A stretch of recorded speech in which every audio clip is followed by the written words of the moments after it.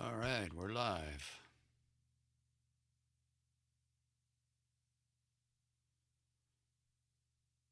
Always need to give the stream just about 30 seconds. Here looks like we're good on all platforms. Welcome to Tuesday. I normally don't stream on a Tuesday, but I'm going to be out this Friday, so I'm going to try and get a couple streams in this week.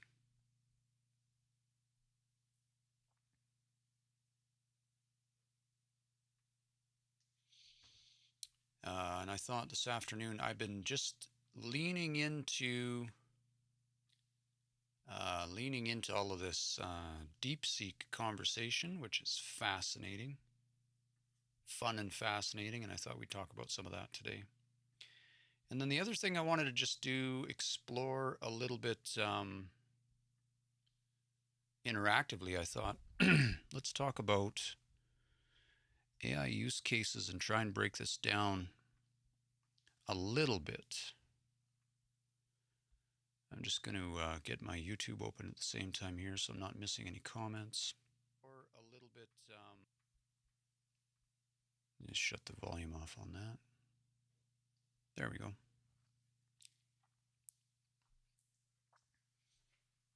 So we'll just let things warm up a little bit. I don't see, Restream says I'm live. There we go. Get that fired up.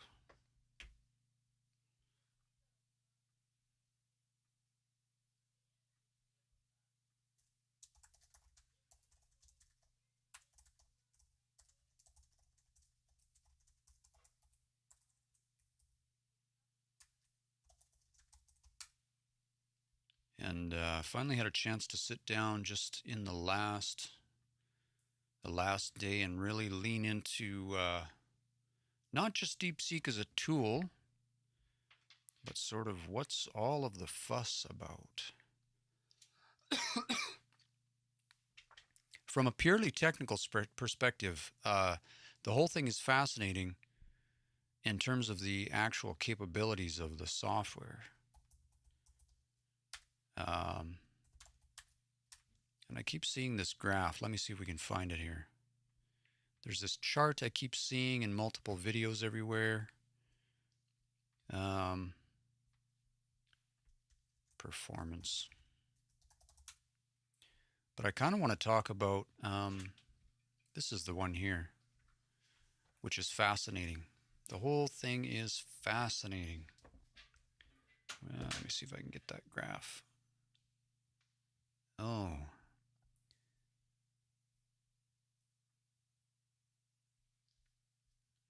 Let's see here. Sort of this is the one I'm looking for right here. Which I think a lot of the conversations that people come in and we have is always like, what do you think about Deepseek, or what do you think about Llama? What do you think about these different models? And I always tell people I'm not in the market for a smarter model, because any of these, whether we're talking, 01 Mini, Llama, Claude, these are all more than smart enough for any of the things that I need, and they still all have the same problems in the way that LLMs have problems, because that's the nature of LLMs and how they work. But the fascinating thing for me is actually the implications of Deepseek from a strategic standpoint. Let me see if I can pull up some Simon Wardley. Let's see if there's a graph here somewhere we can find.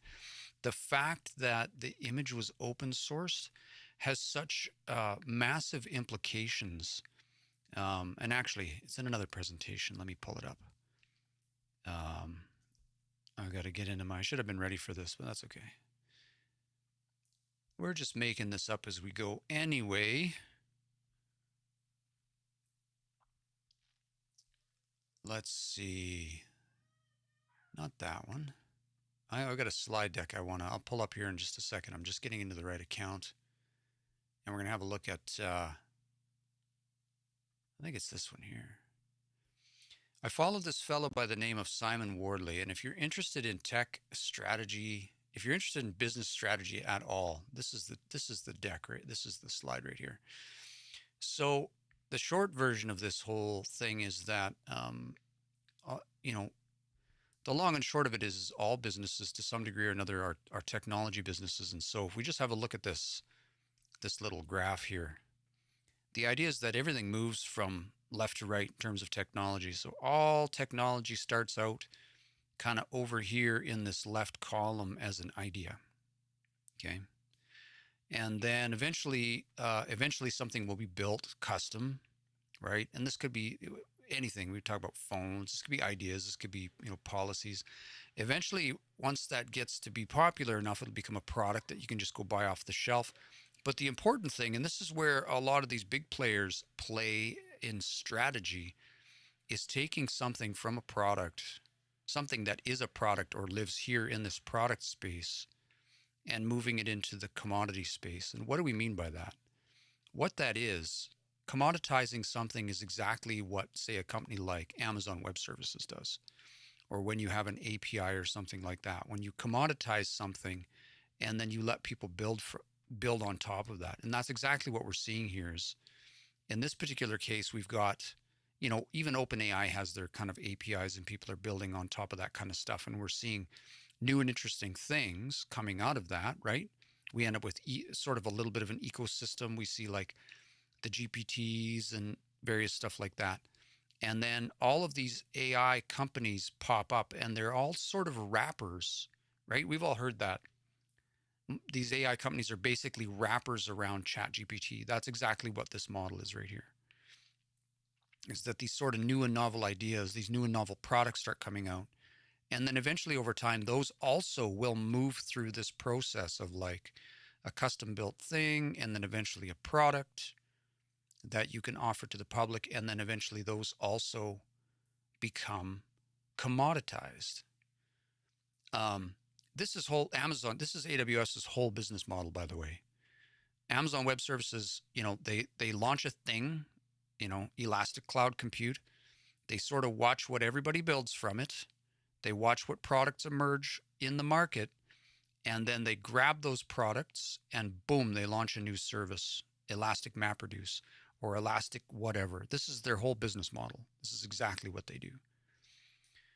So anyway, the most interesting thing about what's happening with Deepseek, though, is that if we look at this model, the most interesting part, and maybe I'll just duplicate this slide so I've got something to tinker with here. It's kind of what I wanted to talk about today. The idea that while OpenAI has this sort of ecosystem around what they've built, the fact that even though the name OpenAI suggests that it's open, it's not, right? And so if you don't fully understand the implications of like why DeepSeek is a big deal, a lot, and some of that's coming to light now. Not only is it performing as, relatively as well as the best models that are out there, and it's not even just the fact that they train the model supposedly on much inferior hardware and with a lot less money, which is super cool, by the way. We should have probably seen that coming.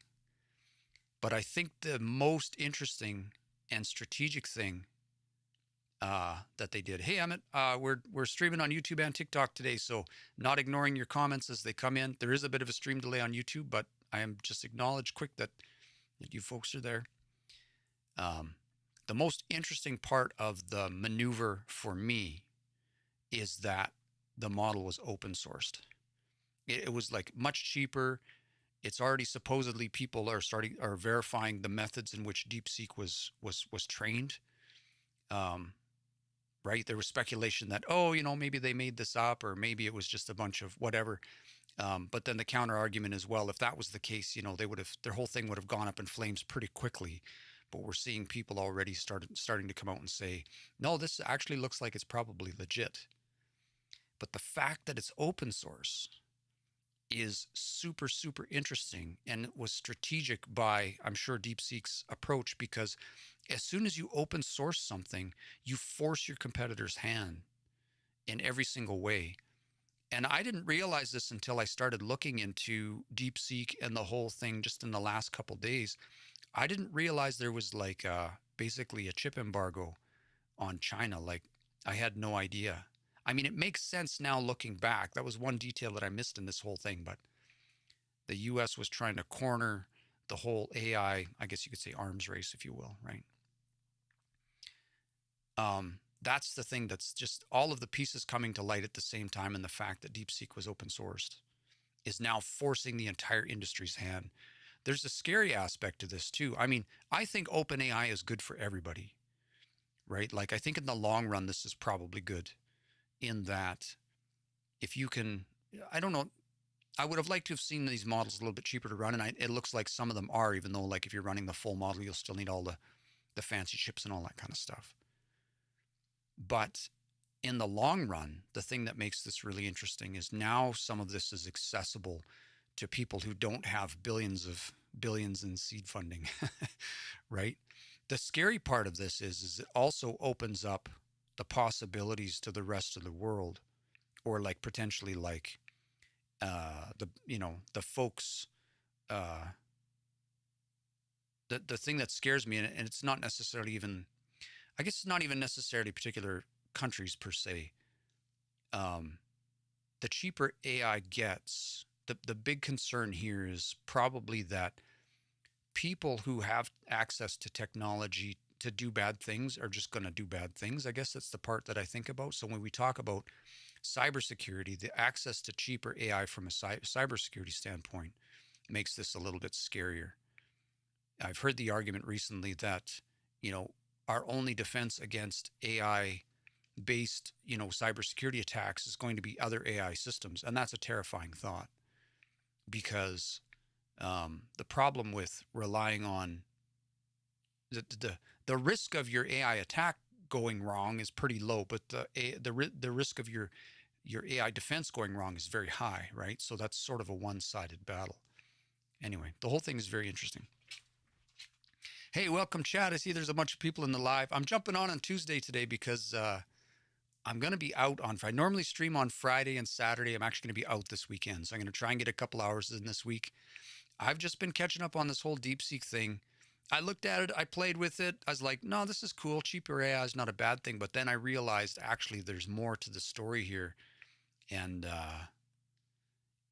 just how interesting this is from a strategic standpoint, and the reason the markets are sort of bouncing all over the place. I see that a bunch of these different markets have kind of bounced back. Nvidia's taken a bath for sure. This is actually an interesting graph here. This is part of this isn't necessarily a graph about AI, but this sort of demonstrates the same idea using a Wardley type method, right? If you think about OpenAI has an ecosystem, but they basically have a closed source product, right? And what happens here is that we're sort of baked into OpenAI's paradigm in order to deliver our own products, right? But then DeepSeek comes along and they create an open source version of the model that's going to just open the door for lots of new value systems to emerge from this.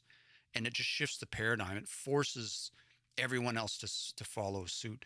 And I think we saw that a while ago. There was, some open sort of debate about all AI will be basically free at some point, because I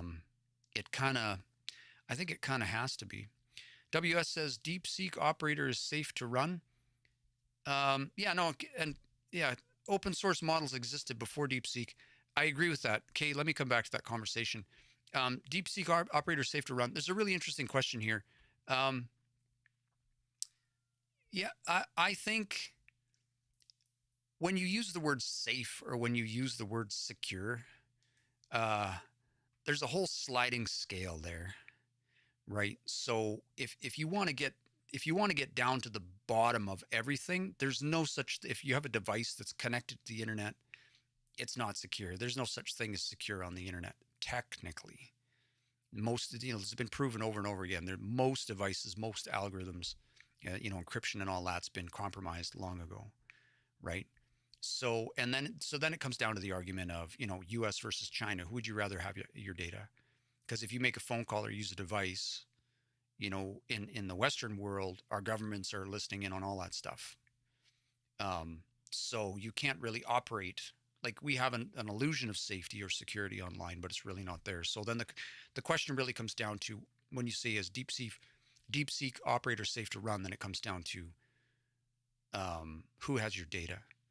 And if you're online, somebody has your data at the end of the day, right? So I'll let you. So then you get to determine where you want your data to be. The nice thing about LLMs these days, especially open source ones, is you can run them on your own stuff. Whether or not that's more or less safe or secure, remains to be determined. Kay says open source models existed before DeepSeek. That's absolutely true. Like, yeah, Llama, the ability to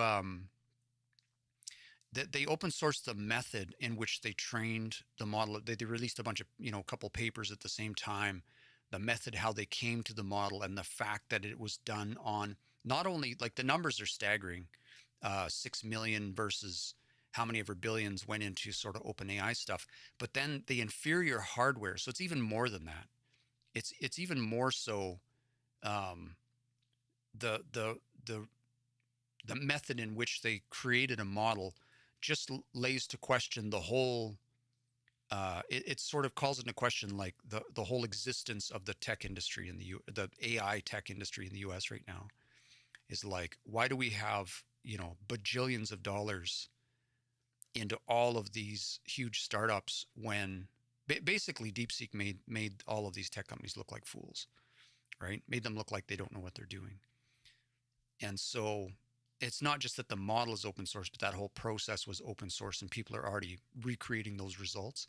It's going to force all of the major players right now to sort of, it's going to force all of the major players, like everybody's scrambling right now to sort of justify their value. Because at the end of the day, if it's an American company, it's all about the stocks, right? Lukey says, do you think a major in finance and a minor in CS and a master's in data science is a good use of college? I'm not sure. I'm probably the wrong person to ask that question. I think any education is good.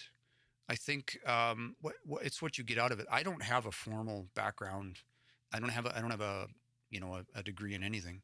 I've sort of just learned off the internet for the last 25 years. Um, I think critical thinking is an important thing to have, and if you have skills in those fields, they'll always be in use. I don't think CS is going away anytime soon. I don't think finance is going away anytime soon, and data science is pretty big right now. So just make sure you're interested in those fields and that you've got experience in them as well as education.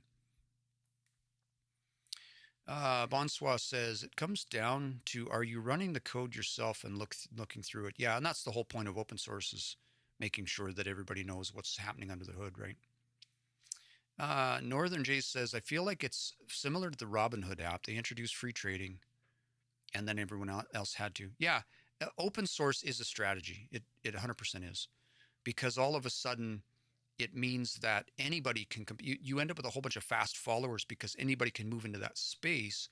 And again, back to Simon Wardley's sort of point here, when you've got the whole idea about having something open is that people start building around your platform. You can come in with something that's new and novel in your particular space, and then people start building on and innovating on top of your platform. Okay, so you move something. Oops, let me fix that. You move something into the open space. You start to build out a little bit of an ecosystem. Maybe that's API, maybe it's a marketplace, maybe it's a whatever. And then people start building on top of that. And the things that they build is what gives that value, right? If you think about just electricity, the things that electricity has empowered people to do, is innovate, come up with new and interesting ways to do things. And we still do that with different types of devices, different batteries, whatever. But then as you watch people innovate on those things, the products that they come up with, right? If you have the ecosystem, then you're sort of the first one. You have in-depth understanding of what people are building on top of that. And the interesting thing about an open source model like Um, Even DeepSeek, even if it's Llama or whatever, is that you can start to, especially with DeepSeek, is that you can take and replicate that method for a lot cheaper in a specific area that adds value, that has your value prop baked in. All if all LLMs behave exactly the same, then there's no value there, right? Let me get you some more questions here. Bonsoir. You can run 761 billion parameter DeepSeek offline with the right hardware. Yep. Uh, Timelapse says the image model just schwacked Dolly. Interesting. I'd like to hear more about that. Bonsoir. Somebody did it and got 2 tokens a second. That's interesting. Timelapse. Best way to learn. Smeagol says the Wordly map in the wild. I use Wordly maps all the time. I've been studying Wordly for about um, just over a decade. I don't see a lot of people use them. I show them to almost, I've used Wordly maps. It's a couple different maps. I use another one called alignment maps. If you listen to Wordly, alignment maps aren't maps, they're actually a graph.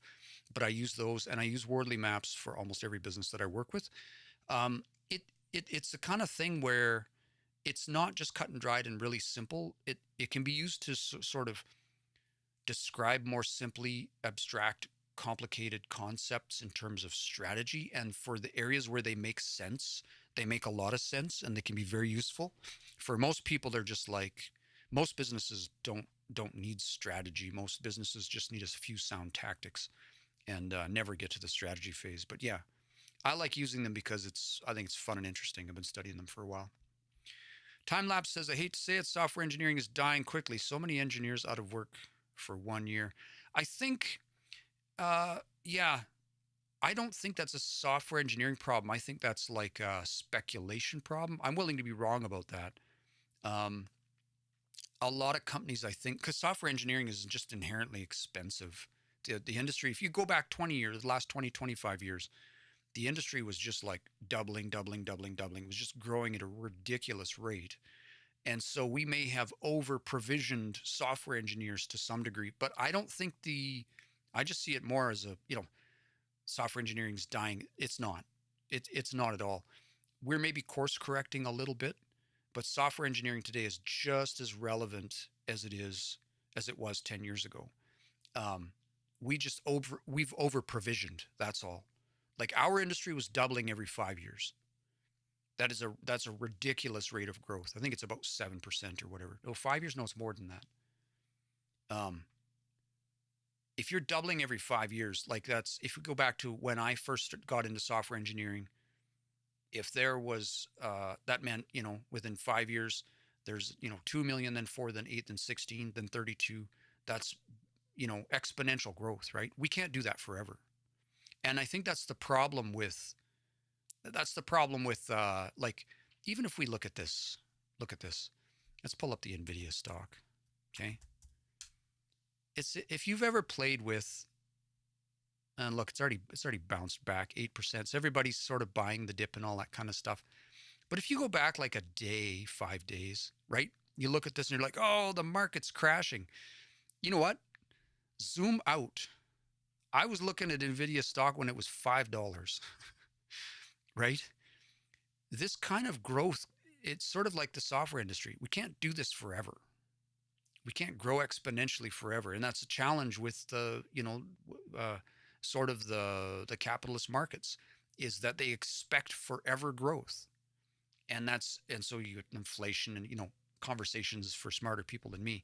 But the whole thing is that same with the software industry. Like our growth in the industry was explosive, and so in some ways I'm not surprised that there are folks having trouble finding work because we over provisioned. We sent too many people to school for the same industry on the assumption that the industry would grow forever. And I mean, it's still probably growing in some ways or maybe different ways.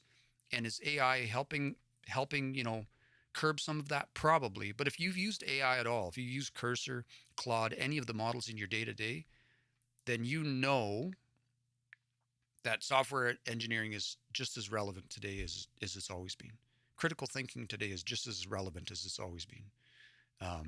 It's not the software hasn't gone away, and I think the interesting thing is I think we're going to see some of these companies run into problems if they have. I think we have seen some of them already, where they're trying not to replace people. Actually, I have lots of stories I could tell about this that have nothing to do with AI, but just have to do with companies trying to maximize their profits. So we don't have a software engineering problem. We have like a kind of a capitalism problem, right? Where we're trying to maximize all of our profits and we don't want to spend the money on engineers. We're going to try and replace those engineers with AI. Man, the next little bit's going to be rough from my experience, because I've already seen this playbook, um, not with AI, but like basically companies get acquired, a software company gets acquired, and then the team is sort of let go, or they just let them go at the door. This team that is very familiar with the inner workings, the complexity of all of the systems, and then the companies sort of let the expensive engineers go away and they bring in junior people to try and keep this going, and it's just a dumpster fire. And I mean, they're doing it, they're just working their butts off trying to keep all of the balls in the air, and they don't really understand all of the moving pieces because they never had a chance to onboard properly. We're kind of seeing this all over the place, and now we're seeing it happen with AI. Um, the sad thing is it might work for a while, but it's really just sort of milking all of the value out of these startups, out of these companies, and yeah, it it it sort of falls into that realm of speculation, right? So if you're struggling, I mean, if you've been in the industry a long time like me, I've pivoted into automation and AI because it makes sense. AI a little bit less. I use it where it makes sense. There's some lots of areas where it doesn't. Automation, yes, because that was basically my day job before, just more in a software context. I bring ideas and strategies, ideas and tactics that we have in the software industry to small business, because there's lots of tools that we use and cool things that we sort of use in terms of processes and iterative approaches and things that I think really apply to small business. And we see a lot of businesses leaning into some of this tech stuff, right? Not even just AI, but like some of the automation. So there's a lot of those practices still apply because we need to think about, how do I test this? Is it secure? How do I wire these systems together? How do I scale this? How do I model this process so that, you know, people can ramp up quickly, so that we can, so we understand what's going on, right? These are all problems that we've been working on in the software industry for a long time. So there's a lot of overlap, right? And so if you're struggling right now if you got into ComSci or something and you're struggling right now, make sure you're bolstering your skill set with a little bit of some of these new tools that come out, because they're probably not going to go away, especially with DeepSeek coming out the door and just showing how easy it is to generate some of these models, right? What would be nice to see is if they made them cheaper to run, because that's still, I was surprised when I saw NVIDIA stock dip the way it did. Well, not totally surprised, but again, zoom back in here, the 5 day, right? And we're seeing it come back a little bit. The thing is that I don't think those chips are necessarily irrelevant. I don't think the computational cost to run generative AI is still largely the same, if I'm understanding this correctly. It's just the cost to develop the model has been reduced significantly. So it's that one optimization doesn't necessarily mean that this stuff's going to go away. In fact, we're probably going to see more of it, right?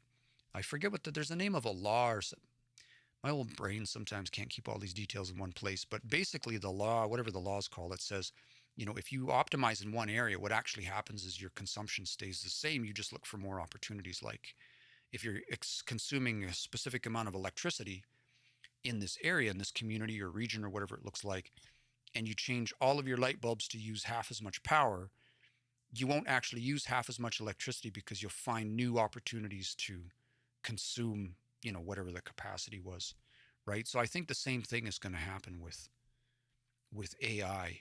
Even if these models did get more efficient to run, we're just going to see more of it, right? I'm willing to be wrong about that. I'm willing to be wrong about all of these things because I'm an engineer. I'm a software engineer, and the truth is in the data, right? All right, Smeagol says I've been Simon's follower for a long time, and only in the last year I've started seeing them around in a bit. I follow a few people that use the Wordly maps. They look cool. There's a few areas where I'm struggling to represent some things. Like I'm still working on a map. I'm working on a map to try and demonstrate because maps can get fairly complex when you start talking about pipelines and stuff. And I've been trying to work on a map to accurately sort of demonstrate what it was that DeepSeek just did and why it's so significant.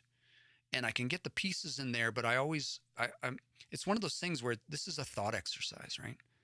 The maps aren't a fixed thing. They're literally a communication tool, and they're a thought exercise where we get to sit in a room and we get to point at the different boxes or the things and argue about where they go and what that looks like.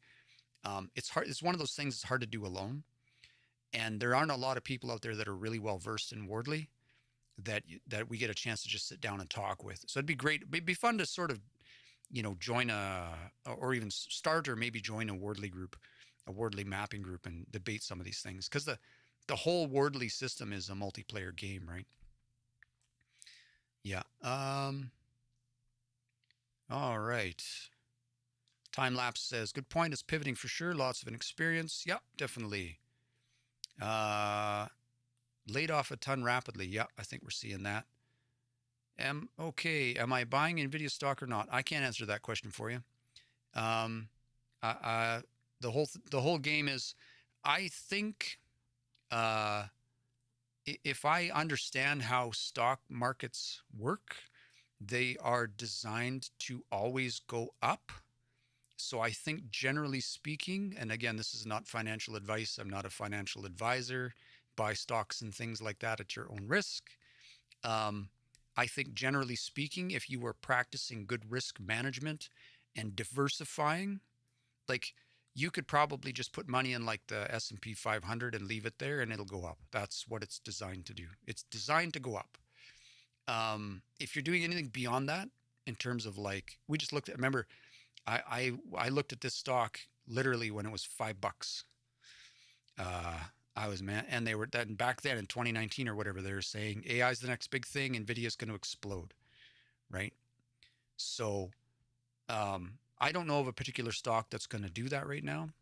I don't speculate. So if you want to just sort of put money into stocks and see it go up over time, I would say just get into the S&P because that's what it's designed to do. But again, that's not financial advice. I'm not a financial advisor. If you lose money, that's not on me. Nathan says, what do you think about Cloudflare Workers AI and the opportunity to pure play inference? I don't have an opinion on this because I haven't looked into it, but I'll definitely look it up. Cloudflare Workers AI. Allow you to run machine learning models on the Cloudflare network from your own code. That's interesting. Shouldn't be surprised that this came out. So you can sort of have a model. I'm assuming you could just have a model like kind of preloaded somewhere and you can call it on demand. Is this akin to like a serverless? Um, it is serverless GPUs. Interesting. So you're going to pay by the second or pay by the minute. Yeah, I've looked at a couple of these. I think it's kind of cool. The nice thing, they're definitely making their money, but the nice thing is if your workloads are small, if you just want to provide something that uses a custom model, because your custom models are where your value is, right? Um, if you have an LLM or you're pulling something off, say Hugging Face, and you put it into a little box or something, and it's delivering specific value, right? Then something like this is nice, especially if you have sort of a moderate workload or like you don't exactly know how much you're going to be spending on it. Overall, though, if you're running this, if all of a sudden you're into a scenario where this is running 24/7, this is probably a little bit more expensive than provisioning your own box with a bunch of GPUs.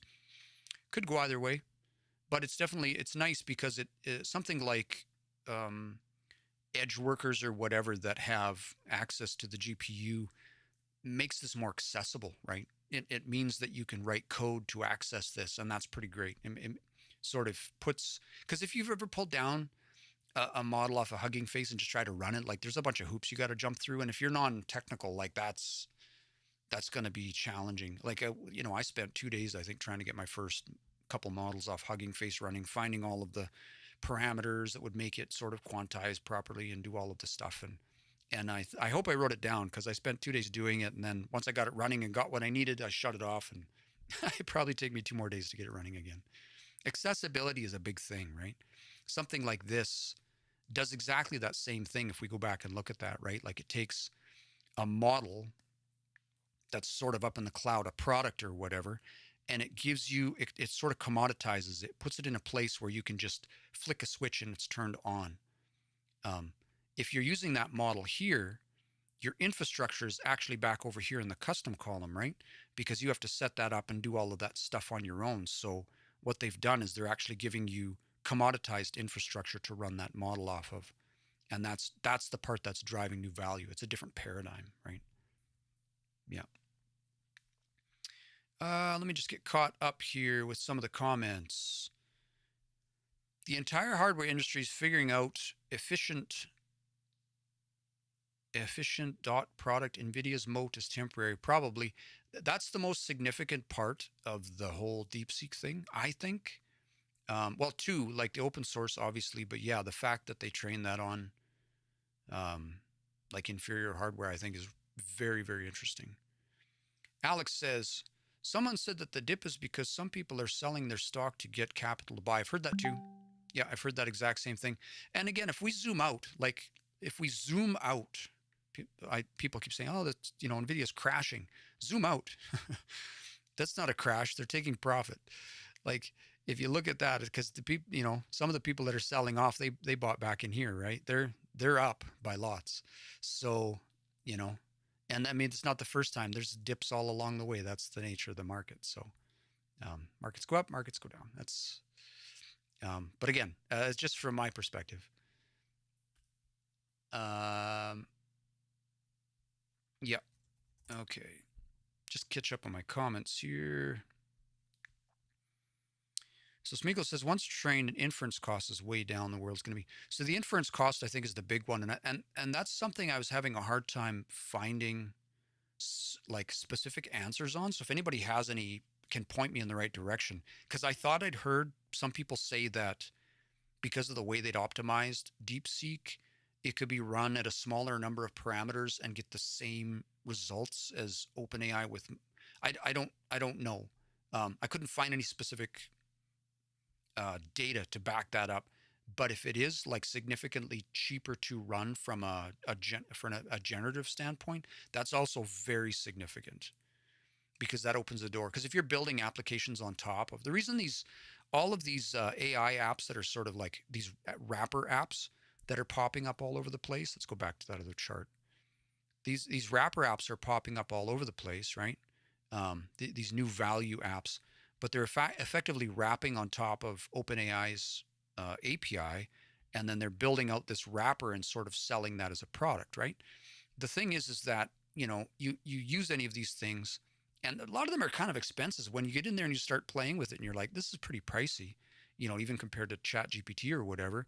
It's because they're using, they're making money off on top of Chat GPT. But if something like DeepSeek is like a 30x and even more in terms of the cost, that opens the door for like new use cases where you can start to process a lot more data for a lot less money. And that's not to say that OpenAI, for most of what I do when I'm processing 5-10,000 records, isn't cost prohibitive by any means, but processing 1 million records with Chat GPT would be cost prohibitive. But with these new, if the efficiency keeps going in that direction, then all of a sudden that's we're going to see that we're going to see things keep moving in that direction, I think, and that's pretty interesting.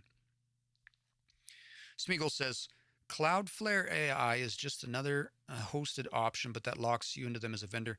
I've looked at another one. I was playing with another one, another like serverless GPUs a while ago. I forget what it was called. I think it was this RunPod. I think this is the one. And I was having, yeah, I'm certain it was.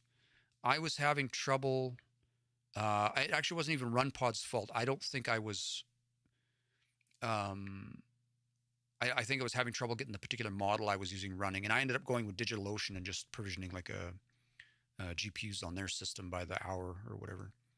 But yeah, it's an interesting area. It's no surprise there's serverless GPUs out there, and just the fact that you can spin something up for 10 minutes and then throw it away, it's pretty great. It's still very expensive, but it's pretty great. Nathan says Cloudflare charges not by time but by work unit. That's cool. Sublime, hey man, I'm going to use Deepseek, seeing as it's free. What's your take on it? We were just talking about Deepseek, actually. That's sort of what I wanted to talk about today. I think it's interesting. So I always caution a little bit, like if you're feeding data into, Deepseek or using their API, right? Just be mindful that I'm not certain where these are hosted, but obviously there's probably a way in there somewhere to opt out of, them using your data to train or whatever. Whether companies are actually um, uh, how do I want to put that? Whether companies are actually, if you opt out of stuff on OpenAI, if you go in there and you check that little box that says "Don't use my stuff to train your models," whether or not they respect that or not, I'm not sure if I entirely trust, because we find out again. I'm not a I'm not a data scientist and I'm not a cybersecurity expert, but I've done a bit of both in my day job.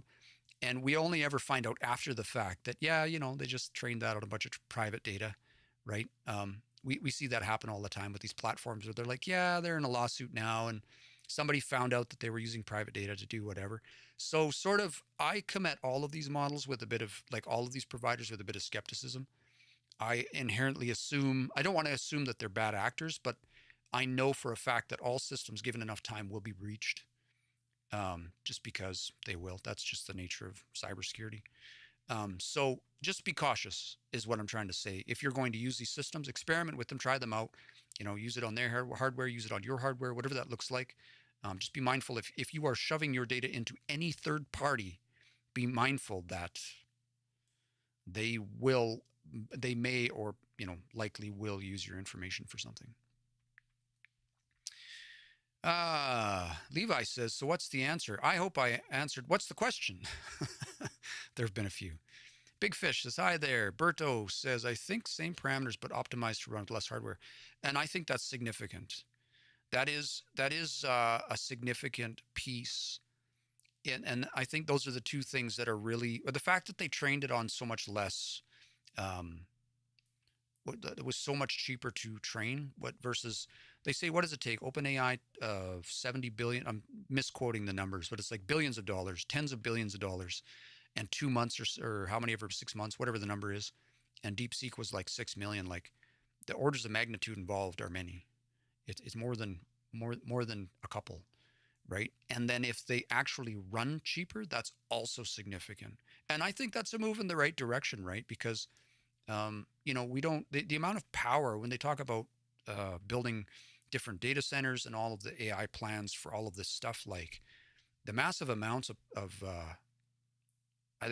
massive amounts of power that we're putting into these things is incredible. So we're going to have to look for opportunities to make these things more efficient, right? But it has huge implications for, obviously, NVIDIA. More comments. Distillation, aren't they open source? I believe so. Yep. Not sure what that old cat daddy says. I heard they drop points on cats. Not sure. Berto says, yes, open source under MIT, which is a fairly permissive license. Vic says, what are some of the use cases for companies harvesting our data, and why should we be concerned? Well, so data is the value nowadays, because at the end of the day, what is it that companies are looking for when we're talking about your data as a consumer? At the end of the day, they want to know what will make you buy their products. So if they can understand your browsing habits, if they can understand the questions that you ask, there was some scary stuff. I don't have anything pulled up right now, but I remember there being reports of, like, I can't even remember what it was. If it was Facebook or some other company, like, has such accurate information on, in terms of, like, when women would get their menstrual cycle or something like that, or when you were planning on, they had such information they would start sending you, even though nobody, this couple or whoever, I'm misquoting a whole bunch of stuff. They'd ended up pregnant, and all of a sudden the mom started getting ads for like diapers and baby stuff. Like the amount of information that companies have on our lives is staggering, right? And so the thing is that I think all companies for the last decade have been in, because we go look, if we look back and think about the trends that we've been in from the tech side of things, wasn't that long ago where it was all about big data, big data, big data. Prior to AI, it was about big data. Collect all of your data. Collect even where people, where they mouse around the heat maps on the screen and all this kind of stuff. So there are companies that have massive, massive amounts of data. And then the next big wave was AI, AI, AI. Now the AI revolution hasn't revolutioned completely yet. We're seeing a lot of generative AI, right? And the AI revolution that was sort of promised after the big data, big data revolution was like, all of this AI is going to be able to answer all of your questions. And we're certainly not there yet. And I think that's why, data science or data engineering is probably going to be a big thing, is probably a big thing right now. I'm not a data scientist or a data engineer, so I can't speak to this completely accurately, but it's what I'm seeing, because companies have data and they have no idea what to do with it. And there's probably insights in there somewhere. I think even just their financial data or any of their forecasting data and all of this stuff, I think there's opportunities in there.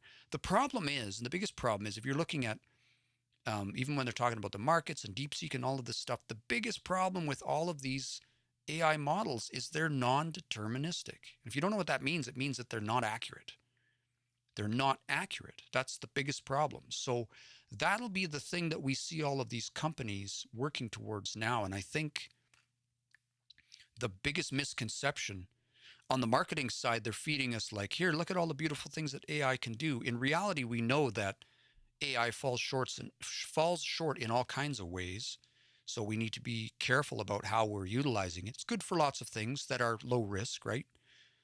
But for something like, if you're getting into like, if you're going to make strategic business decisions based on all of that big data stuff all that big data you collected last decade, in the teens, all of that data collected, if you're going to use AI to make strategic business decisions with all of that data, it had better be accurate.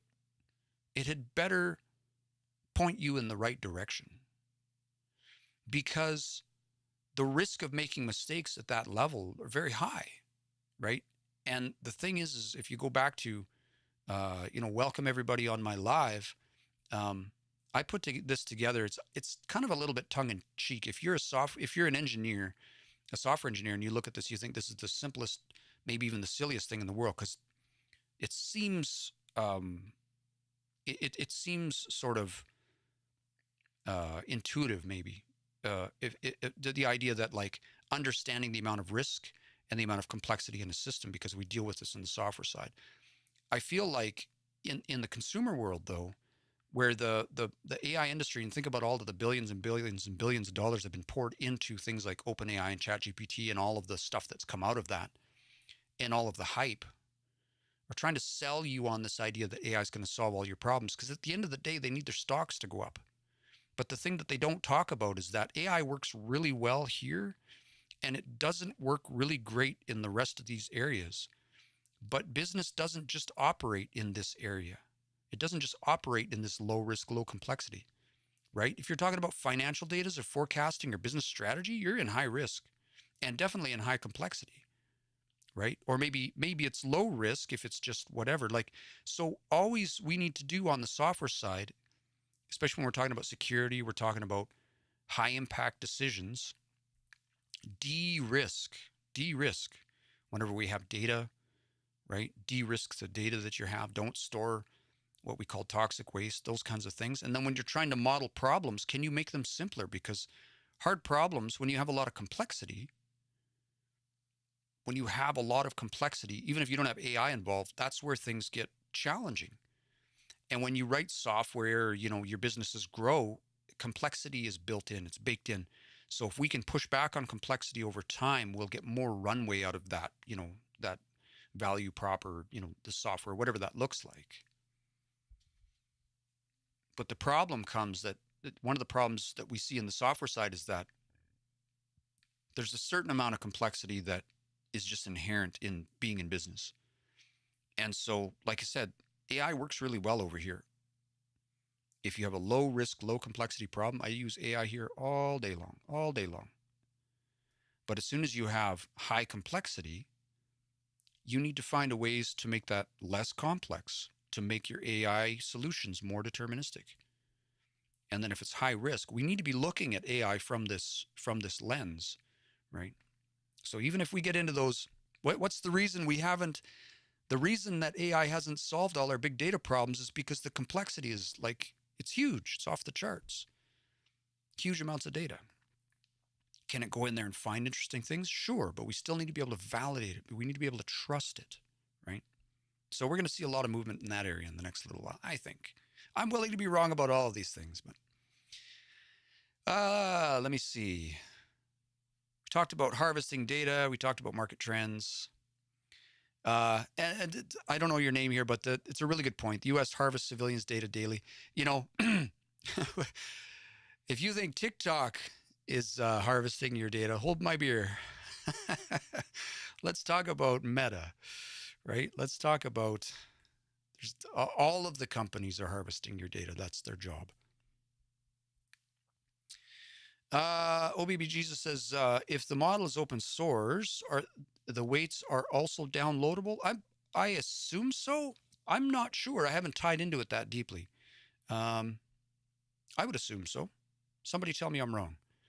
Vicrax says, so consumer data basically utilized for marketing and potential mental manipulation. Yeah, I think there's a side of it there that we haven't really talked about. And I don't have as much, again,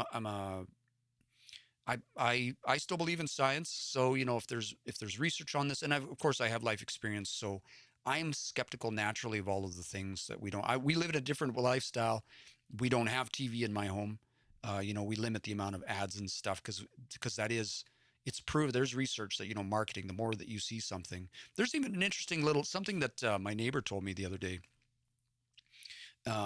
We're both musicians, and he said he was taking this music course in like college or something like that, and they made them listen to atonal music for a month. It was part of their course. Atonal music meaning it didn't follow any like diatonic scales. It was like if you the first time you heard it, it sounded random. It was just like not pleasing at all. And so, but it was part of their job was to listen to this atonal music. And he said by the end of the month, they were like singing and humming along. They had favorite songs. And again, he said the first time he listened to them, they sounded awful. They were not pleasing at all. But by the end of the experiment, by the end of the month or this class, they had become accustomed to these atonal songs and they were enjoying them. They would put them on.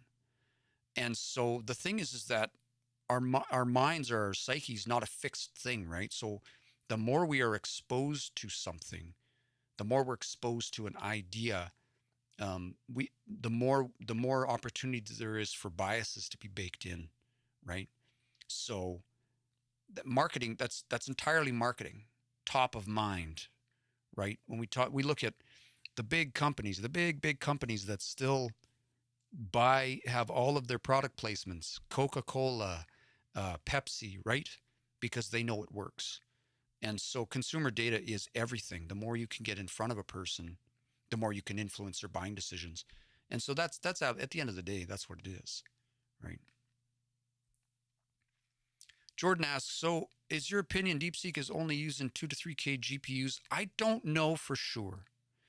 I know that, so what the reports or what the paper was saying, the reports on Deepseek is that they were using a much more inferior GPU than what was available. And this is the whole thing I find so fascinating.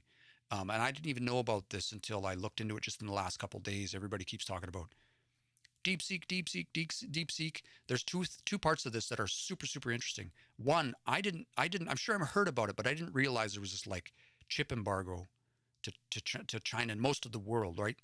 The U.S. government had passed into law at some point that the best of the best chips for AI were only available to like certain countries, I guess. And I missed that detail at some point. And so the fact that China trained, supposedly, reportedly trained DeepSeek on uh, greatly inferior hardware because they supposedly did not have access to the same chips, that's a big deal. That's a really big deal, especially for the chip makers, right?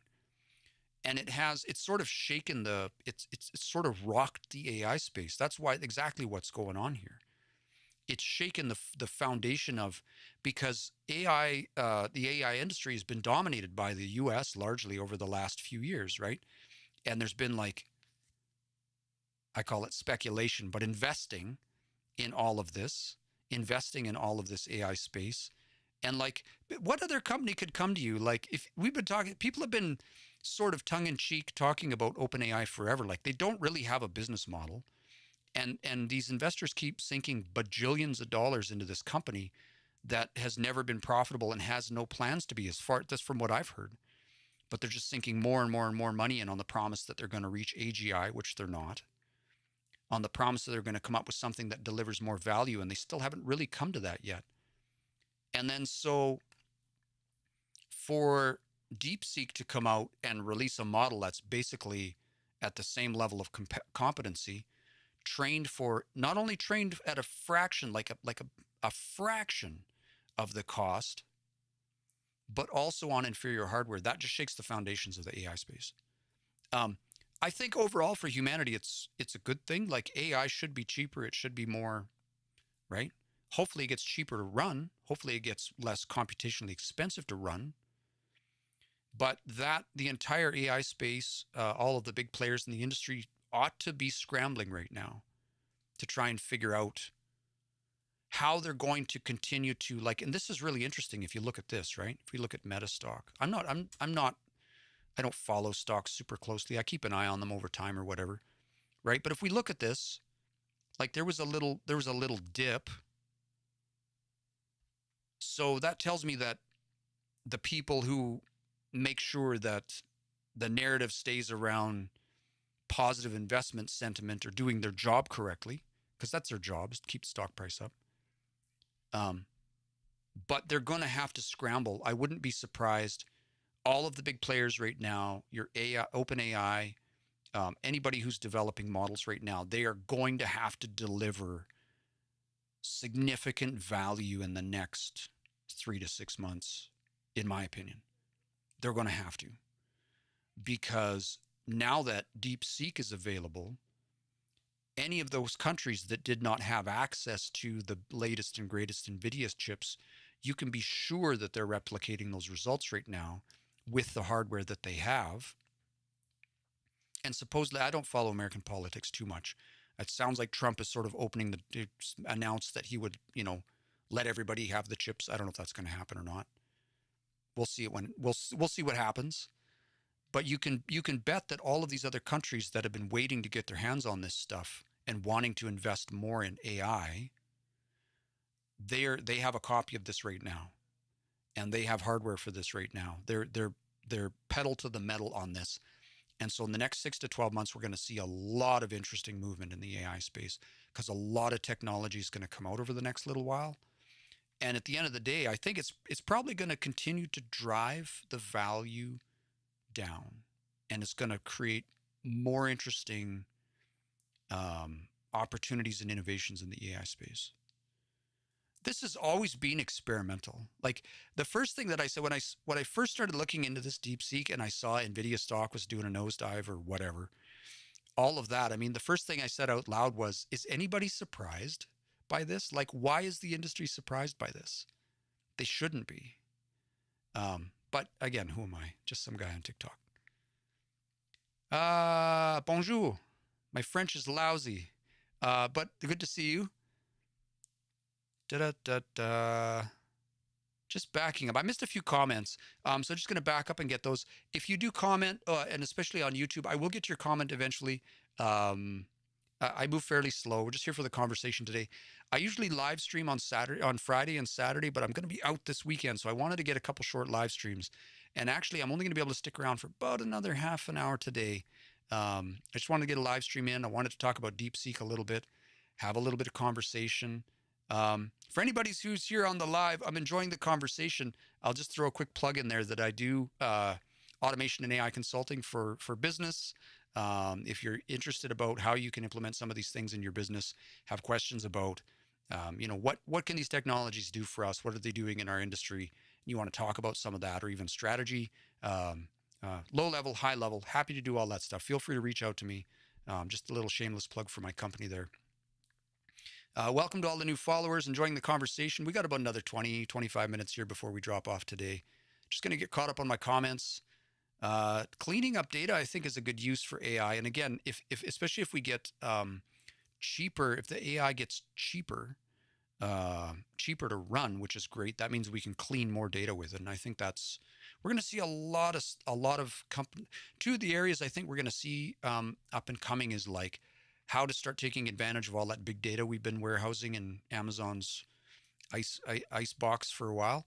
And then the other thing we're going to see a lot of work towards how continuing to make better, more deterministic systems. If you solve the determinism problem, you'll have a winner for sure.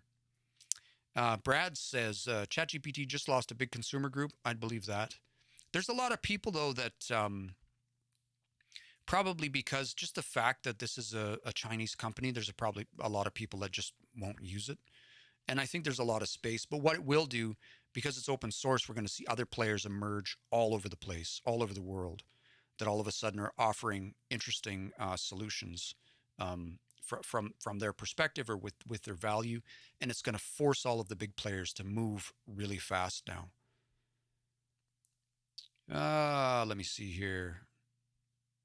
I'm just trying to get the comments keep jumping around on me a little bit. NSN says, I hear they are able to run Deepseek on Cloudflare Worker. I'm not sure. I'm there's different. You can get the models with different number of parameters, and I think you can run. You could probably find something that'll run there. I don't have any experience with that, so I can't say for sure. Jordan says, "Where do I buy this stock or crypto? Does it already exist? Not. I don't think it's a. I couldn't tell you if they have a stock or not." Matthew says, "I have to imagine even if they had a higher end chips, they wouldn't be able to publicly say so." And I've heard some speculation about that as well. I've heard people say that maybe they secretly had access to the chips. I don't know. We'll see. We'll see what happens. But I've also heard that there are independent like universities that are already starting to verify some of the claims from DeepSeek. So we'll see if it's a bunch of sort of smoke and mirrors. I'm sure we'll find out right away. Let's see. Blockchain Buzz says, "Great information. Thanks for the feedback. Appreciate it." You ever says that's part of it. Amazon isn't profitable yet, so they pitch the company to new investors. That's been their strategy all along, is that they're constantly reinvest all of the profit back into the company and have provided zero profit. And so I mean their stocks have gone up, right? So they're not necessarily issuing dividends, I guess, but their stock prices, what is I don't follow this stuff that closely, but we'll just have a look. Amazon stock. I remember when somebody told me about Amazon in 1999, it was, or 1998. It was one of my old high school teachers. Hey, YouTube comments. Thanks for coming in. World Development. One of my profs from high school was telling me about Amazon in 1998, about this company where you could, buy stuff. They ship directly to your home. And back then it was almost like an MLM, right? You could buy in, and if you wanted toilet paper, but you had to buy the whole case, I was like, well, who wants a whole case of toilet paper? That doesn't make sense. And look at that. Their stocks back then were 25 cents. Right now they're $240. So we'll see these things kind of go, they're not profitable, but they're, to go from 20 cents to $240 stock price, somebody's making money. Tupac Del Fugo says, distillation of models and AI will be the future. Probably, yep. I think you're probably right. Every time I try to scroll the comments, it jumps right to the bottom. So, Wapo says, bonjour. Comment ça va? Why is the industry surprised? Yeah, that was kind of my question too. Why is anybody surprised? Because look at this. Look at this number right here. Look at this little, right? Like, it can't do that forever. It's got to come back down at some point, at least a bit. But then the big players, we were just talking about Nvidia a minute ago, right? They were saying, oh, if you look at the 5-day chart, it's like, the sky is falling. but it's like zoom out. This looks like profit taking to me. I'm not an investor, so don't. I'm not telling you what to do, but I just zoom out. That's all I'm trying to say. All right. Wapo says very great overview. Thanks for the feedback. Yatinder says, what are you showing on the graphs? Sorry, I'm just catching up on the comments. So we were looking at NVIDIA stock price. This graph is a Wardley map. If you don't know Simon Wardley, anybody who's on the live, welcome to all my welcome chat, all the viewers today. Anybody who's interested in business and strategy or tech strategy, I highly recommend this fellow. His name is Simon Wardley. He's a real cheeky English guy. It's a fantastic talk. It's called Crossing the River by Feeling the Stones. Pick any one of them. Fantastic. Well worth the 55 minutes of your life. I've watched these videos I've watched this presentation 15 times in the last decade, and I get something out of it every time. It's all about strategy. It's all about, he presents his mapping system, which is about understanding the movement of ideas and technology and about lower and higher order systems, technology paradigms. It's all very it's like a big thought exercise, but it's kind of fun and interesting. So that's what this map is here. This is a Wardley map, and I use this to sort of work with strategy work on business strategy with my clients. Okay, just getting caught up on some comments here. How does it go on generating code? I use a tool called Cursor for generating code, but you could use just ChatGPT or Claude or something. Alex, what do you think? What do you think the AI job market will be? The next market, or the market right now, for the biggest market I'm seeing right now is AI consultants and then implementation. So I'm more on the implementation side, though I do consulting as well. But I have various partners out there in the world that their job is AI consulting. They'll do training, they'll build custom GPTs and stuff, and then when it comes to more advanced workflows, they'll partner with me for implementation on the automation side. And so, but like we should definitely be utilizing the new technology. Most companies honestly don't need a ton of AI, like maybe some chat bots or to handle leads or something like that. A lot of businesses need automation. They need to modernize their processes if they want to scale and grow their businesses. So a little bit of both. Susu says NVIDIA and OpenAI are overvalued. Can't argue with that. Wapo says money is just one of the multiple legs holding the innovation. BizCoach, how can the average person get all of the data? I don't know if you can. I mean, if there's open data, for sure. If there's open data, then yes. Otherwise, I mean, if data is the value, then companies are going to keep that guarded as closely as they can, right? So that's really going to be a hard one to answer. You're going to have to be in the inner circle within an organization to get that data. Michael says, hey man, you got a Twitch? I love your content. I've been thinking about streaming to Twitch. I tried Twitch. I am streaming on YouTube now as well as TikTok. I could probably turn Twitch on. I did stream on there a few times. It's hard to know where to be, and maybe the short answer is you need to kind of be everywhere. So I'll look into that. Thanks for that feedback. Let's see here. Wapo says, I just joined the live. Where the training data is from? The bulk of the internet, I imagine. Companies that are trying to train models right now, they're like OpenAI is basically trained on the public internet for all intents and purposes.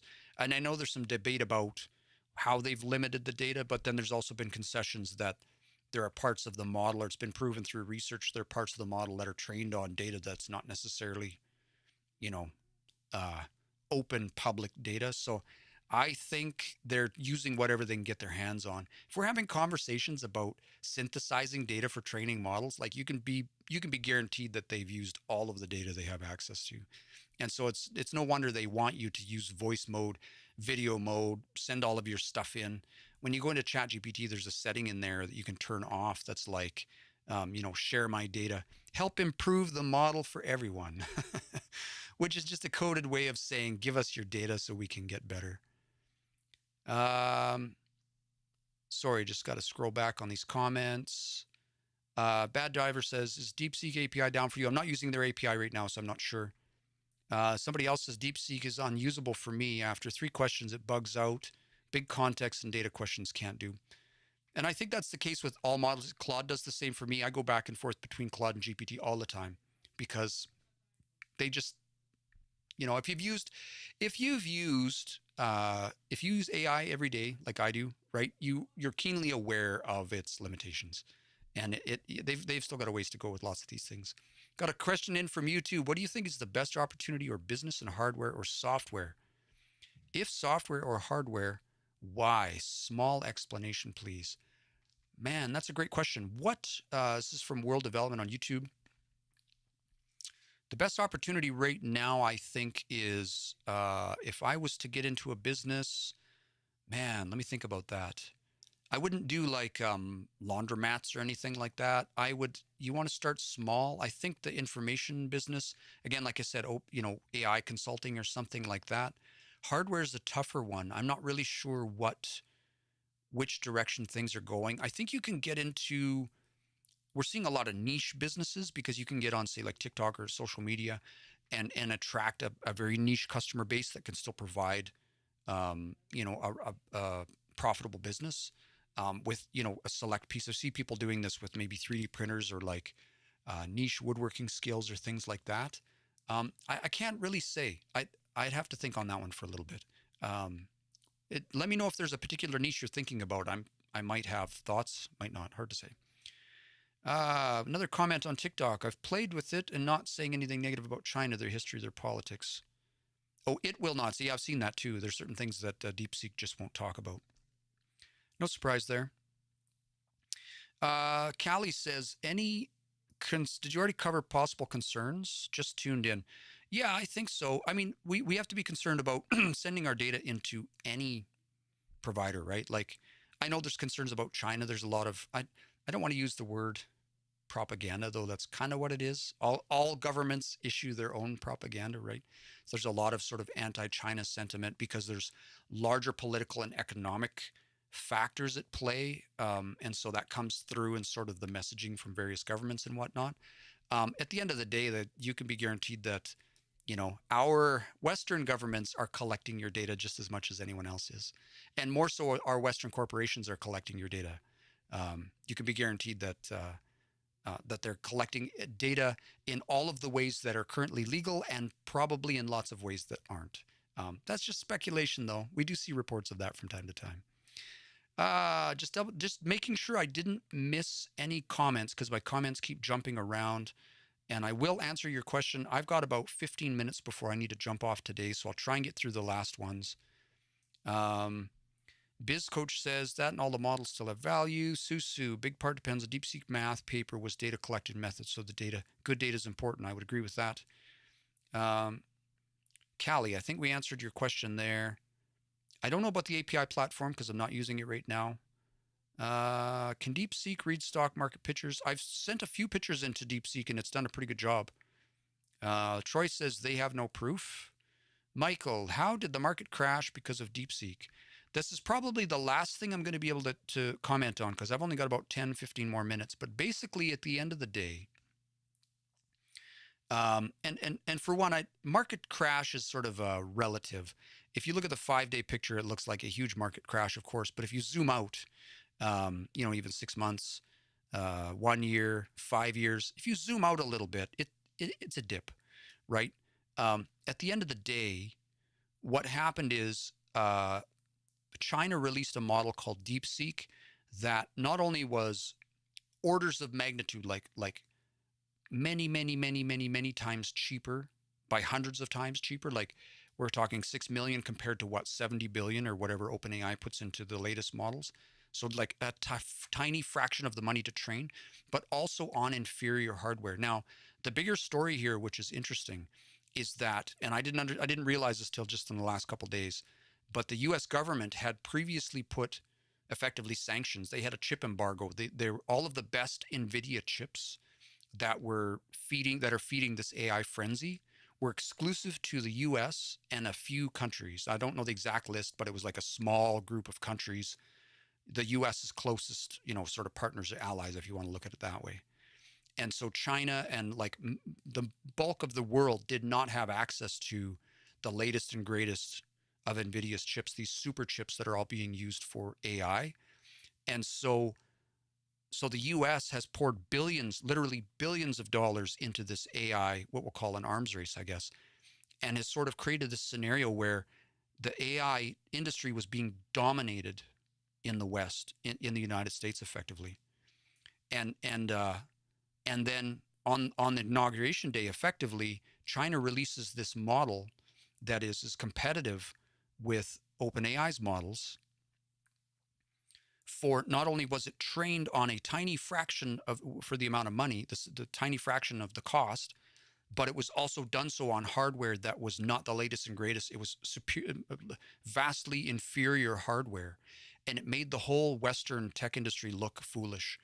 It basically called into question the existence of. It basically said, "Why are we dumping bajillions of dollars into like something like OpenAI when we could have done this for $6 million?" So it's called into question all of these data centers, all of the new chips, all of this stuff. Now, the markets have, like, if we look at Meta and stuff like that, like the market's corrected, people have bought the dip, and things are coming back up. So I still think the chips are relevant if we look at Nvidia. And again, I'm not an investor in these companies. I'm not. This is not advice. This is just sort of what I see. The chips are still relevant. I think we'll see that come up a bit. I think it's gonna the thing that's going to happen though is with DeepSeek coming out, it's going to force the major players in the West right now, OpenAI and Meta and the others, Google, to provide a lot of value in the next little while, because investors have poured a huge amount of money into these companies on the promises of like AGI and every other thing. And now the rest of the world has this open source DeepSeek model that they can do what they want with on cheap NVIDIA chips that everybody has access to. The West is going to be scrambling for the next 6 months to figure out how to drive more value, to drive the basically, right, the dividends. What you gave us 70 billion or whatever the number is, you gave us all these billions of dollars. We need to provide value for that. So it'll be interesting. The next 6 to 12 months is going to be super, super interesting in the AI space. And we're going to see a lot of innovation. We're going to see a lot of interesting movement. So hope I answered that. Hope I answered that question. Again, I'm. This is a very fluid situation. I'm not an expert on the matter, by any means. Just sort of the YouTube videos and the light reading I've done over the last couple of days to try and get up to speed on this. I think the most interesting part was the chip embargo. I didn't know anything about that, and the fact that DeepSeek open sourced the model and the method for which they trained it. Fascinating strategic move by DeepSeek, because they forced the entire industry's hand. They forced everyone else to follow suit, and they've provided sort of free and open source, cheap AI training for the rest of the world. Super interesting. Um, World development. Just to get back to your question. You said you're planning to get into hardware embedded systems and good with Arduino and stuff. Just feel free, if you go back into my channel, any of my videos, I have a link to my link tree. Reach out to me. We can take this offline because I've got to jump off in a few minutes here. I'm just going to try and get caught up. There's a little bit of a conversation there, and I'll have to think on a little bit of that. But feel free to reach out. You can get to me through my link tree. Let's see if there's the last few comments. I think we've got about 10 minutes here before I have to jump off. Let me see. Master Gringo says, will cost them $1 trillion to buy TikTok on the Stargate project. Could be. Miss Jazz says, what do you ask DeepSeek in regards to pics of DeepSeek? I haven't actually. The one little spark says, I'm confused. How much is NVIDIA worth? I don't know about their market cap. Like, what's their overall? I mean, their individual stocks are about $130 a piece. I don't know how many stocks they have. Does it say somewhere on here? I don't invest in these guys, so I'm not 100% sure. Let me see if I missed any. Couple questions. I try to get all of your comments. I try to keep the conversation going, though I am running out of time, so I've only got a few more minutes here. But I'll try and grab a few more of these. One Take Nep says, I want to create a finance app and need a partner or developer. Feel free to reach out. We can chat. Zach says, explain the graph and where I'm investing my life savings. No, I'm not a financial advisor. Do your research. Do your due diligence. Kate says, I was just saying this to my sister. Zoom out and realize big fish are getting fed right now. Like I said, when we look at the stock, I was looking in NVIDIA in the 2019 when their stock was like $5, right before all the AI thing hit or whatever. These look like profit taking to me, right? So it's, but I mean, dips happen, of course, markets react and all that kind of stuff. But yeah, it's compared to the bigger picture, this is a pretty little dip. Um, one take nep says really need someone to board this with me. The app development skills. Yeah, again, feel free to reach out. My DMs are open on TikTok, or you can get into my link tree. Let's see it. My email is probably in there somewhere. Reach out to me on TikTok. Hercules says DeepSeek took many tries. It's slow too. You can be geared. It'll probably get better though. Um, EJ says which AI model is best at creative writing? I heard people say that Claude is pretty good. I go back and forth. You still, if you can get really good prompts and you can give models examples of the writing that you want, you can get pretty good results. You need to work with it a lot and really dial in on what do you want it to do, what you don't want it to do, and then even then, still you need to make sure that whatever you get out of that system, you're going over it to make sure it matches what it is you want to say in your style and all of that. Iskew says, what's your advice on how to learn automation and scripting with Python as a beginner? I would get so Iskew. I can't get into this, so I like to talk about this. Look into a couple things. Cursor, which is a programming tool, an IDE, a development environment. It's based on Visual Studio Code, and IPython notebooks or Jupyter notebooks. They're Python based, and look into data science a little bit. Grab some open data from your city or a neighboring city or a neighboring county or something, and start tinkering with open data. That's a great way to get in. Start learning some programming. Susu says hardware is better in my opinion. You can add a lot of value in home automation or industrial sector. Absolutely. I am going to skip a couple comments. I'm running out of time. I have about 10 minutes left on the feed. So I don't mean to skip your comments. Usually I answer every single comment, but I am trying to get to the bottom of the list here. At the end of the day, tech moved money from stocks to buy TikTok and Stargate projects. I've heard that too. That seems like you have to sort of pull from one place to buy in another place, right? And I mean, a lot of these big players are probably up on Nvidia anyway. Buy books, not beer says market crash because all these AI companies hope to make billions selling AI services. They have to go up. That's their job, right? So all stocks, given enough time, will go up eventually. Even when they come down, they kind of go back up if you look back over time. So, and again, I still don't. It's not really a crash. It's such a dramatic word. If you look at this, it's like, the sky is falling. But if you zoom out, it's like, it looks like they're taking a little bit of profit. So the one little spark, I'm confused. Oh, we talked about that. Let's see. Just trying to get caught up. Just so somebody at this Z says bad take. Nvidia will be sanctioned to only sell in the U.S. Deepseek is whatever they use. Nvidia chips. It's just not reported. Circumventing international sales of the GPU is the best thing. Could be. Nvidia. But see, the thing is that Nvidia was already sanctioned to only sell those chips to A100 or whatever in the U.S. Right? Supposedly.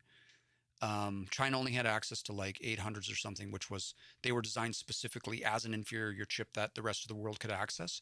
But the best chips supposedly were not being sold to China. Whether that's true or not, again, if DeepSeek is totally like not on the up and up, I'm sure we'll find out right away. If individual sort of groups are unable to verify the results or recreate the research, we'll know sooner than later. Chris Jan says, lol, if you truly think ChatGPT cost billions, supposedly, billions supposedly was invested. Yeah, and it could be. Chris Jan says money laundering. I mean, the whole thing is kind of all about speculation, right? X-Ray says AI is going to be a lot cheaper and there's nothing they can do about it. Because I think the industry had to go that way anyway. Cheaper AI, more freely available AI. Valerie says basically China made something free that America was trying to charge for. That's sort of the nutshell, it seems like. Ms. Jazz says because all our money the government takes, which is why we are a third world country. I would, from the outside looking in, I'm in Canada, so it seems like I don't know if the government's taking the money. It seems more like the corporations are taking the money, but I could be wrong about that. I could be wrong. I hear a lot of blame. We get that up here too, where it's just like, the government's taking the money, but it's not really. It's all the money's going to these corporate portfolios, right? I see lots of comments flying in. Richie says it costs billions in America because all the politicians have to get their cut. I don't know if it's politicians. Same, exactly the same. My last point. I think it's more the shareholders, right? The corporate stakeholders, of which they're probably politicians as well. I don't see at that level. I don't see much difference between corporation and government. They're sort of like, if you can go in and like lobby the government to pass laws and give them, millions and millions of dollars. Are they really separate? Not really. So I don't see those things as separate. Somebody Susu says Nvidia market cap is 3 trillion. It's mind blowing. Um, the one little spark. So 1/6 was wiped out. I don't think so. It was like it said like 17%, but it bounced back quite a bit, right? So there was a dip there, but um, because they were previously, if we go back in your 1 month or whatever, they were sitting at 147, and now they've sort of bounced back to 128. So let's see, 5 days down. So they're saying down 11%, but it looks like things are going to kind of pick back up here. We'll see. Stocks kind of always go up, don't they? All right. Osmo says, do you know what type of GPU they use? I heard the company failed to disclose 100,000 NVIDIA. Could be. I don't know. We'll see what happens. This is a very fast-moving thing, so we'll see. Ebel says, what software are you using on this live? I use OBS on my desktop. I'm on a Mac, and then I use Restream. I get a stream key from Restream onto my OBS, and then from there I'm going to YouTube and TikTok. I'm thinking about Twitch. Um, the comments are flying by. I've got about 4 minutes. I'm just going to try and pluck a couple last minute questions here. EJ says, did you ever answer which AI is best for creative writing? I think you could get away with any of them. Maybe Claude. I hear Claude 3.5 Sonnet is good.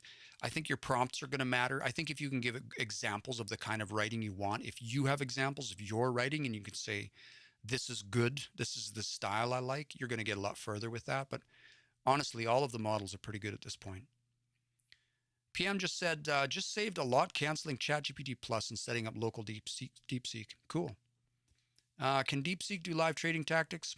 Probably. Not sure. Should we have picked up Nvidia at 117 today? I mean, you'd be up a few percent, but I don't give investing advice. Been running AI locally for about 3 years now. That's cool. Is building projects still relevant in differentiating yourself if anyone can spit out code with Cursor? I think so. The fact that you can build it faster, for instance, I use Cursor every day. I build Chrome extensions just to do stuff I need quickly, and I can spin up a browser extension in about 15 minutes with Cursor. So my problems haven't changed. The fact that I can access those things quicker has, and so I think it's still relevant for sure, especially if you know how to get things in production and you can do that quickly and you can provide value. Then I've said it before, and I'll keep saying it, like software development is still very relevant, right? I did miss some comments, so I apologize if I missed your comment. They keep jumping past, and I do have to jump off in a couple minutes. I'm going to try and pluck out 2 more here. Pete says corporations are the government and vice versa. I would largely agree with that. They're not really different. When we hear people complaining, they don't complain about corporations as much. I hear they complain more about the government, and I'm like, if you look at where the money goes, the decisions made at the government level typically favor the corporations. So DeepSeek can't produce images like ChatGPT. I can't speak to that. I haven't tried it. Lobbying is off the charts. I'd probably agree with that. People mix up corporations, government when it's both. Agreed. It's an economies of scale issue. I don't see DeepSeek holding as many users as GPT without issues. And I think we're going to see, there's a lot of people that won't use it just because it came out of China. But the thing that it did is just like sort of all of the AI early visionaries are like, oh, but just wait where it gets to. Just wait. It's not, just wait till AGI comes out. Just wait, right? I'm going to use that same argument with DeepSeek. I'm like, now that this has been open to the world and everybody else who couldn't get the best chips can train their own models with this kind of performance, we're going to see a lot of innovation in the next 6 to 12 months. Ace of Spades bought in 30 Nvidia at $30. Nice. I was looking at it at $5 in 2019. I should have grabbed a bunch. uh, does DeepSeek do the same with our data as TikTok? Who knows? But if you think TikTok's a data problem, let me tell you about a company called Meta. Val says, why can't we log into DeepSeek? Not sure. Prasanna says, Claude is good. EJ, is it possible to make an AI agent follow a candlestick? You'd have to experiment with it. I can't give you trading advice. Sorry. Can't log in. A bunch of people are reporting problems on DeepSeek, so they're probably getting a massive influx of people wanting to use their system, and so yeah, they might be just running into some scaling issues. All right, one more comment, that I am going to jump off the live. Crypt Zombie says, Herd is going to have something that can help with DeepSeek. Okay. Need a Gmail for DeepSeek? They limited logins from a cyber attack. They're getting a lot of attention right now. And you know what? I'm not a conspiracy theorist, but I wouldn't be surprised if with it, as soon as you gain any kind of attention online, especially as a company, then all of a sudden you fall into the realm of like a target for like both white hat and black hat hackers, and people who are trying to get into your system. And then who knows what, I know other governments try to get it. There's reports of China getting into, what was it, some kind of government system in the US not too long ago, the phone systems at NASA or something. I forget what the story was. But like that kind of stuff happens behind the scenes all the time. So who knows? It could be anything. I'm not trying to speculate. I'm just saying there's probably lots of reasons why they're having trouble right now. So Metallica says, if you Google it, you can see all of the articles on the attack. Okay, cool. Val says, do you think China will lead the tech industry in the future? I think we're in the AI arms race right now. We're going to see, especially like DeepSeek was, they're calling it the kind of the Sputnik moment or whatever, right? We're going to see a ton of, we're moving into war territory. Go study Simon Wardley and look up what he says about war and wonder, and or the peace and war areas of like technology movement. And you'll get into some of this mapping stuff, but then you talk about, let me see, Simon Wardley, peace and war. Let me see if I can find the graph I'm looking for. And he talks about sort of what that means. That's not on this one. You can find all of his stuff online. He talks a lot about strategy. This is the chart right here. Open image in a new tab, not the link, image. There we go. This one. Right. And so let's see, the big data IoT. So basically sensor and then agents, we're sort of entering into this, this war period. He's saying anywhere between, 2025 to 2035, right? We're going to see a lot happening in the next little while, because, with DeepSeek is clearly shot across the bow, kind of a warning shot, and the whole industry has woke up. And now the fact that it's released open source means the rest of the world is going to jump in on this model, and we're going to see a lot of movement. The next 6 to 12 months are going to be super, super interesting. Simon Wardley, if you're interested in it, look for this video. Simon Wardley, the video is called Crossing the River by Feeling the Stones. Go watch it. It's awesome. I've watched this probably 15, 20 times in the last decade, and I study Simon's stuff. It's fascinating. It's very much worth an hour of your time. I'm going to drop off there. I've got to run out. I've got a hard stop at 2:30, and so this gives me enough time to sort of get my boots on and get out the door. Thanks for everybody for tuning in. Today's really fantastic conversation we got to tie into DeepSeek. I'm going to be on one more time this week. I usually stream on Friday and sometimes on Saturday. I'm just going to be out those days this week, so I wanted to hop on for a couple hours. I'm going to jump on again this week. We're going to have some more conversations about DeepSeek. We're going to talk about AI use cases for business. And thanks, everyone, for the follow. Thanks for the YouTube watchers today, and we'll catch you on the next live. I hope everybody has a great week. We'll talk to you soon. If you want to reach out to me, my link tree is, you can go to any one of my videos on YouTube will have a link to it'll say connect with Aaron. It'll go to my link tree. If you're on TikTok, you can connect with me.